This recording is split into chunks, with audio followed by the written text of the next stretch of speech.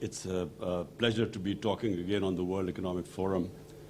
And as I've always felt, this is a great forum from where we can project our views about our economy and talk to the investors. So let me just say, first of all, that Pakistan had stabilized its economy and was heading in the right direction when COVID hit us. And just like every country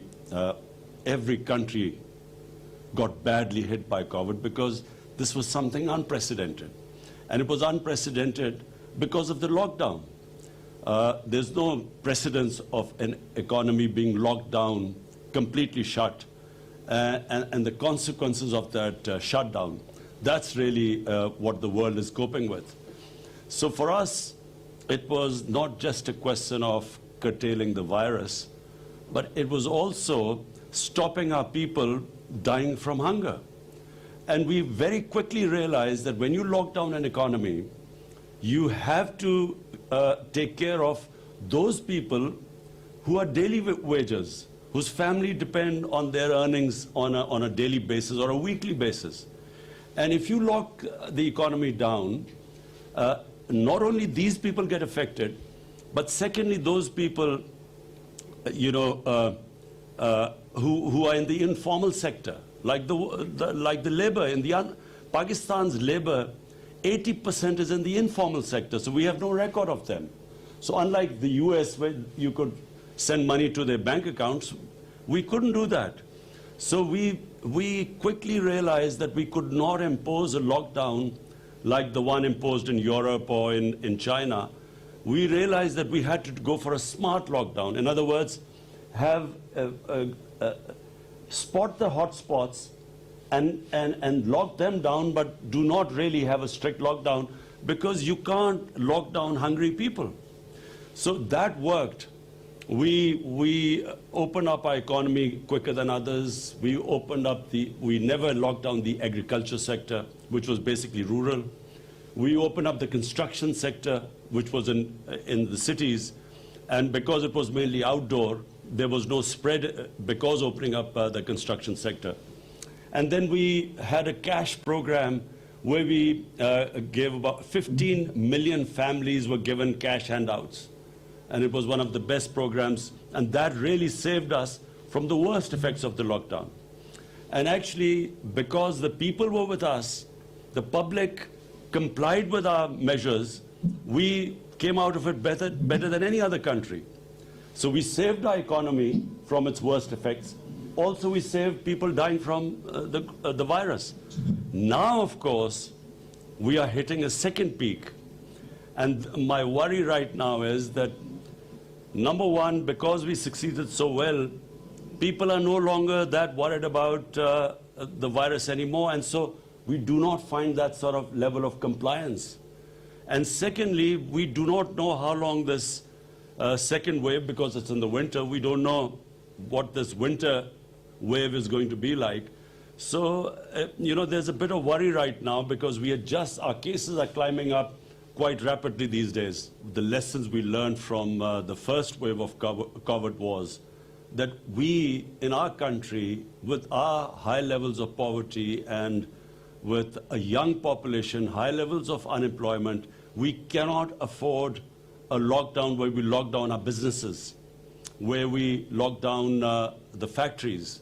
So we have taken a policy decision that we are going to keep the businesses and the factories which employ people. We are not going to lock them down. We are going to only lock down the non-essential, in other words, public gatherings and so on, where our economy doesn't get hurt. Because we feel that the consequences of hurting our economy on the people is going to be far greater than the effects of the virus. Now, the two challenges we faced, the two biggest challenges, one was the fiscal deficit. When we came to power, it was the biggest ever fiscal deficit in our history. And second was the current account deficit, the external deficit. And that also was a record deficit. So the first year and a half really was stabilizing the economy to bring these deficits down. So cutting our expenditure, improving governance, and then improving the tax collection to remedy the fiscal imbalancing. And secondly was cutting down on our imports and trying to stimulate our exports, stimulate remittances into Pakistan, because that forms a considerable part of our foreign exchange earning. Foreign direct investment, which was improving, and fortunately is improving again. And then also clamp down on money laundering. Now, this is a big problem in the developing world, where illegal, illicit flows of money leave our country to offshore accounts and so on. This illegal money. So we clamp down on that too. As a result, after 17 years, the last quarter, we had a current account surplus. This is after 17 years, so this was a big achievement, and which reflected on the stability of our currency, because we have, our currency is now floated and it's on a market-based exchange rate. So our current currency stabilized, in fact, gained in the last few months. And our exports started increasing, because previously our exchange rate was artificially kept high. As a result, the exports went down, and we had the biggest trade gap of $40 billion between import and exports. So our exports started improving. We also gave incentives to the export industry, to the industry in general. And so we are seeing, compared to all the other countries who've been hit by COVID, Pakistan is that fortunate country where our stock exchange shows that people have, the business community has confidence in us. Our exchange rate reflects that. We have now cement sales are highest in our history, which means that the construction, the incentives given to the construction sector have worked. So the construction sector is on the move, which means more employment. Our textile industry at the moment is running full. The hub of our the city, which is the hub of the textile industry, Faisalabad, they are short of labor right now. So the measures we took first stabilized and now are heading in the right direction. Of course, I say this because we do not now know, and we are praying that the second wave of COVID does not really make us take those measures which affect this, right trend, the country which is heading in the right direction. That CPEC is not exclusive to just China. CPEC is, first of all, it started with connectivity. It was a transport, a road network which connected various areas in Pakistan. Secondly, it was about power generation. We were short of power, so we needed power generation, you know, to fuel the growing population and the growth rate. So now the second phase of CPEC is more than connectivity. It is special economic zones which we are opening up, and with special incentives there. It is about agriculture, where we really need help from China because their productivity in agriculture is much higher than in Pakistan. And it's about also these technology institutes which we want help from China because of digitalization of Pakistan, improving our e-commerce. So we need skilled labor for that. So that's also part of CPEC. But mainly it is about connectivity. It connects Pakistan to China, which is one of the biggest markets. It is also, you talked about the railway. First time in Pakistan's history, we are modernizing our railway. And it will completely revolutionize railway travel in Pakistan, which is called the ML1. And it connects Karachi right up to Peshawar. And the next phase, we want to connect it right through Afghanistan to Uzbekistan. So it will connect us to China.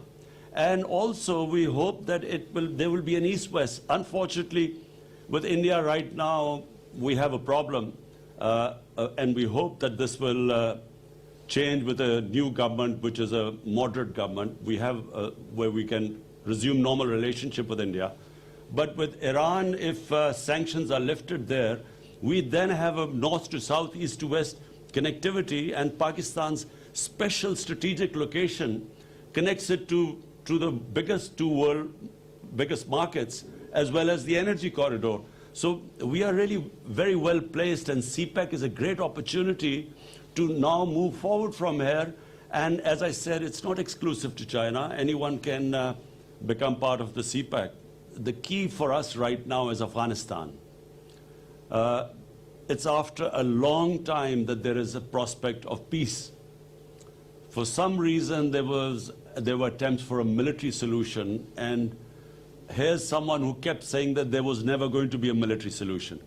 Finally, the peace talks started, and Pakistan played a huge part in getting the Americans and the Taliban to sit on a table. And then it played another very difficult to get an intra-Afghan dialogue going. Now, unfortunately, the level of violence is growing in Afghanistan, and this is of concern to us because we believe that peace in Afghanistan has huge dividends, first of all to the people of Afghanistan, but then to people of Pakistan. It connects us right up to Central Asia, and as you quite rightly said, Central Asia has this huge untapped potential, which will be of great benefit to us and to Central Asia if they can connect right down. They're landlocked, and they can, through Gwadar, they can be connected to the world. So the great hope here is that there is these talks succeed and there is peace in Afghanistan. And apart from anything else, the tribal belt of Pakistan, the strip of land adjoining Pakistan and Afghanistan, they were devastated by the war on terror. And the best way to rehabilitate and to give employment to the people there is if there is peace in Afghanistan, and the adjoining areas will benefit the most from trading and connectivity. If someone asked me what was President Trump's greatest achievement, for me it is this resumption of the Afghan peace process. I feel that it was a great achievement of his because he literally forced this peace process to take place. And the fact that after so many years there's a dialogue going on, no matter how difficult, and it was always going to be difficult. The longer the conflict, the harder it is to bridge that divide which that conflict creates. So I feel that President Trump did a great job here, and I'm convinced that President-elect Biden is not going to reverse this because there is no other solution. I mean, there is only one way forward.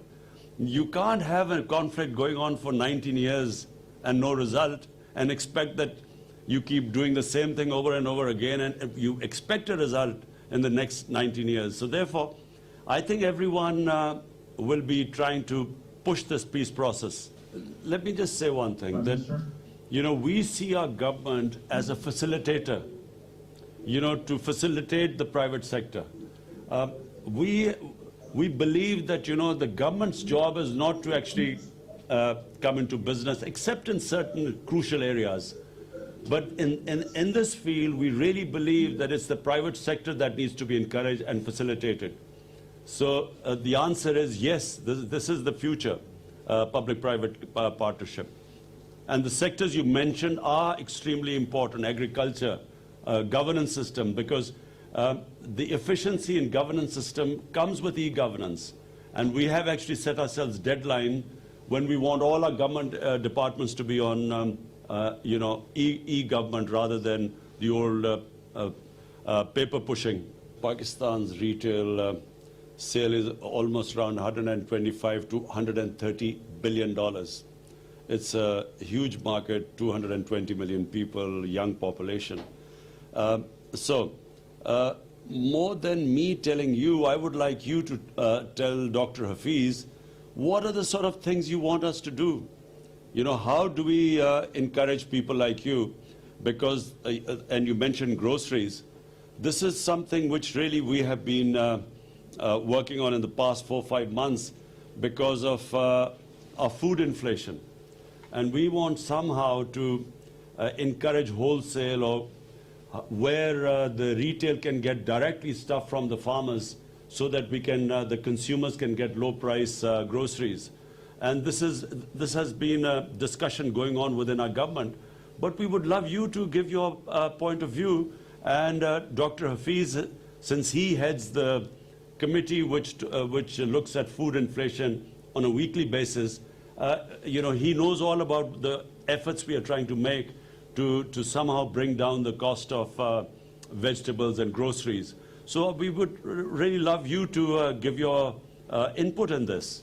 We want three things. Number one, we want the actual farmers to get paid more, because at the moment they do not get paid much. The middleman gets most of the money. So the one who works hard, number one, we want him to get paid more. And secondly, we want the consumers to get a lower price. And thirdly, we would want our products to be graded. Problem is, this is, Pakistan has some of the best fruits and vegetables in the world. Problem is, because we don't grade them, we cannot market them, we can't export them as well. So, you have that expertise, so we would love to have that knowledge from you. And this government would really encourage any automobile investors in this country and especially who can export from Pakistan. So who can, manufacture the automobiles here and then export. And we have given a series of incentives for them. And in fact, there has been a growth, post-COVID, there has been a growth in the sales of motor cars in Pakistan. And secondly, we have also just come up with an electric vehicle policy. So that also we are encouraging right now, bearing in mind this government is very conscious of the environment and the global warming and climate change. We have taken various steps. And one of them is that we are now encouraging electric vehicles to be made in Pakistan. What 28 paces in the ease of doing business we've improved in 1 year. I can just say one thing, that in Pakistan, in 60s, we were a model for the developing world. Pakistan was industrializing quicker than any other country in Asia. And Pakistan was was given example of success. Unfortunately, 70s, we went the other way. We became more a socialist country. And so profit making almost became a crime at one point, which is sadly what happened in those days of, where there were two camps, capitalism and communism. So we went that way in 70s, and that choked our industrial development. This is the first government in Pakistan since 60s which has made it a point that we want to make profit making easy for people. So we want to do everything to make it easy for investors to make profit in Pakistan. And so as a result, we are trying to remove all the impediments that were in the way of profit making. So that means dealing with regulations, with red tape, all the problems we were stuck with. And so we are moving in that direction, and it is reflected now, and especially in our construction sector, because that's one sector where 30 industries are attached to it. So once that gets going, the other 30 industries all start moving up. And that is where it has taken us almost a year to remove all the impediments that were in the way of the construction sector. And that's what we are trying to do in the small and medium industry.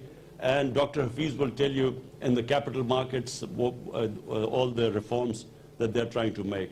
So this Pakistan, the current Pakistan of the 220s, is all about creating wealth by industrializing, by making it easy for industrialists, and then using that wealth to lift up people out of poverty. And it's actually a model which China followed. Our biggest problem right now in Pakistan has been very expensive energy. We, unfortunately, the sort of power generation contracts we signed in the past, the cost of that generation is unfortunately so high that we are almost 25% more expensive, producing more expensive energy in Pakistan compared to our competitors like Bangladesh and India. And I mean 25% more expensive energy to industry. And therefore, it has actually impeded our industrialization which means wealth creation and which means inability to sort of raise people out of poverty or even to pay our debts. So therefore, our biggest challenge has been now to provide affordable energy to our industry.